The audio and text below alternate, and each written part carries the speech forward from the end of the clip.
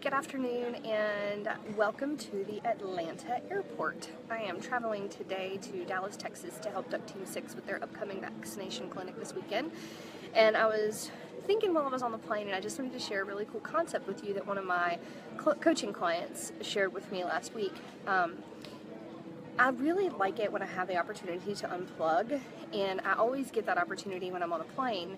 And today I was able to read an entire book while I was on the plane from beginning to end that a friend of mine wrote, which was wonderful. I felt accomplished, I felt like I got something off my to-do list, I felt like I learned something new, and it was time just for me. And sometimes that's really hard to do.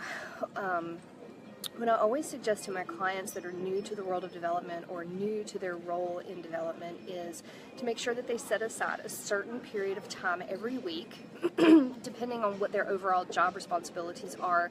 That time should correspond with the amount of time they need to be devoting to development work, whether that's calling donors, thanking donors, checking on LIBUNs, writing grants, setting appointments with potential new donors, planning an event.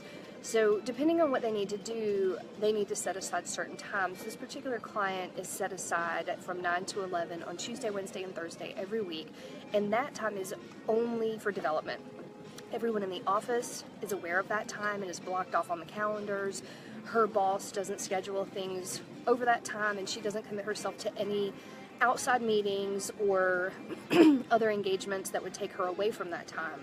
And the other thing that I typically tell those folks is the only thing that is worth canceling that time for or rescheduling something over it is if you would also be willing to reschedule a board meeting for that same commitment. So it needs to be that important, because most of us know we wouldn't reschedule a board meeting on a regular basis for another commitment because it's very hard to get that group of people together. Well, this particular client has an affinity for food. She's a foodie like me. And she has started to call this time her food time. And she made up that acronym, and it stands for Focus Only on Development. So I really like that idea and that concept. I wanted to share that with you. And not only is it her food time, but it nourishes her skill set to be a better development director. So I really liked it. I wanted to share it with you and thought you guys might be able to get something out of that. But I encourage you that regardless of the responsibilities you have or the job that you're doing, that you're taking time aside from that to unplug. Time that you are just with your family or with your friends or by yourself or with your dogs or whatever. You do not have to have your phone with you 24/7. You do not have to be plugged in. You don't have to have your computer on or be logged into your email all the time.